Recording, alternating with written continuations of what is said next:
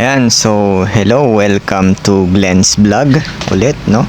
So nagbabalik. So ito na yung part 2 guys ng ating Inco tutorial. So ituturo ko sa inyo yung 6 na symbol para magamit natin ng tama yung ating Inco VOM o yung tinatawag nating volt ohms meter. So dito meron tayong kailangang malaman. Ayan. So nandito yung ating symbol. So yung symbol natin dito tatlo lang. So yung una dito yung nakikita nyo guys yung DC. Ayan yung ating DC which is yung direct current, no? So pag direct current guys ang ibig sabihin niya po ay battery. So yun yung symbol niya, no? Ayan, DC, no? Ayan. So hindi ko alam kung bakit ganyan sa camera siya, no? Ayan. So meron tayong DC tapos straight line. Then meron siyang dot na paganyan guys, no? Ayan, parang broken lines, no? Ayan, so DC, direct current. Ang mini-measure natin sa kanya ay yung battery. Yung pangalawang symbol naman is yung ohms, no? Pag ohms guys, ang mini-measure po natin dito ay yung ating resistor.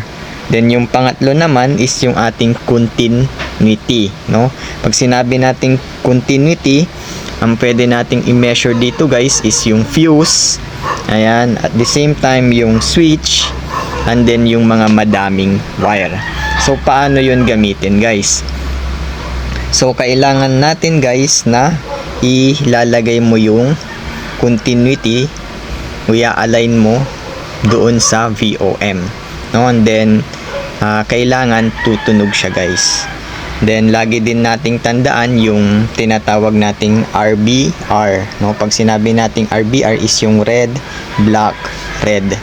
So pag sinabi nating red, ito yung positive wire natin. Then yung B naman is yung black wire natin. So bakit ito kasama? Kasi kailangan natin ito para matest yung mga katulad nito. So yung pang-apat, pang-lima at yung pang... Ayan, so hello guys, no? Ayan, so ito yung kanina na wala doon sa drawing natin. So ito yung pang-4, pang-5 at pang-6 na symbol. So meron tayong diode doon guys na makikita. So ang tinitest natin doon pag nasa diode is yung capacitor or yung transistor. Then yung pang-apat is yung ampere, no? Tinitest natin yung mga maliliit na mga electronics natin, no? Yun yung ampere. Then yung guys, yan yung kanyang makikita na V, volt siya guys, no? Ayan. Then yung para makikita din natin, no, yung ating meron siyang paganyan, no? Parang wave, no? Nag-wave siya. So ito ay AC, meaning alternative current. Then makikita natin meron dong 20, 200, 600. Ngayon ito yung tinetest natin dito is yung mga outlet natin sa bahay. So alam natin dito sa Pilipinas at 220 volts yung ginagamit natin. Since 220 volts yun guys, no, kailangan natin dito na ilagay siya sa 600 guys, no. Ayan, para hindi masira yung ating VOM. Saka meron din tayo makikita doon sa VOM na hold.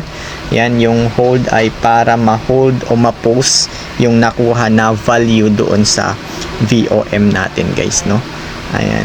So papakita ko na sa inyo yung sa VOM at tandaan lang natin yung mga naituro ko kanina guys, no. Ayan, so ito yung ating VOM. Ayan. Then makikita natin dito sa ating VOM, ayan, yung mga value na sinabi ko. Ito siya guys. Ayan. So ito yung mga value niya guys, no. Makikita nyo dyan. Ayan, so ewan ko kung ano, hindi kasi siya nakikita, madilim kasi dito. Ayan, nandyan yung mga symbol niya guys, yung mga pinakita ko. So pag inon natin yan, for example, ayan,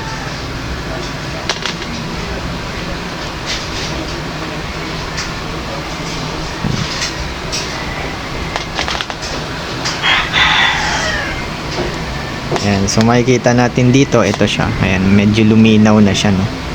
Ayan, wala kasing light eh. Ayan. So, nandyan yung mga symbol niya. Then, yung sinabi ko kanina is ito. Ayan. So, meron tayong formula na nilagay doon, no? Yun yung tinatawag natin na R tapos B saka R, RBR, no? Ayan. So, pag sinabi nating RBR, ito, RBR. So, yung nasa middle niya, hindi na kayo magkakamali niyan. Ito yung test probe natin na block. So, ano ba itong block na ito, guys, no? Itong block na ito, guys, ay negative, no? Ayan, negative siya. So, itong negative, ilalagay nyo siya dyan sa gitna. Ayan. Papasok nyo lang. Malalaman nyo na nakapasok na pag hindi nyo na siya maitulak, papasok. Oh, kusa namang titigil yan. Ayan. So, ito, test probe ito. Pag black, tandaan natin is ito yung negative, no? Yung isa naman na kulay niya is yung red, hot wire or positive na wire siya, guys, no? Ito siya, guys. Ayan. Ito. Then, may aalisin lang kayo dito. Ito siya. Ayan, pakita ko lang dito sa video kung paano siya alisin. Ayan, ganyan lang siya. Ayan, para hindi masira ito. Pero just in case na masira ito, guys, pwede naman tayong bumili ng ganito. Ayan. So, dito siya ilalagay, guys, no? Ayan. So, tandaan nyo, guys, pag magte-test kayo ng voltage sa bahay nyo, so, sinabi ko kanina is pag voltage sa bahay nyo, ito yung may volt doon sa ating symbol kanina, tapos meron siyang paalon, no? AC, no? May makita kayo dyan na AC siya, no? O kung wala yung AC is yung volt tapos yung symbol niya yung makikita nyo, no? Ayan. So, after nun, i-switch na natin. For example, gusto nyong i-test yung doon sa bahay nyo. Ayan. So, meron ka, ayan. Makikita nyo, pupunta siya dyan. Ngayon, pag sa bahay nyo, ilalagay nyo siya sa 600.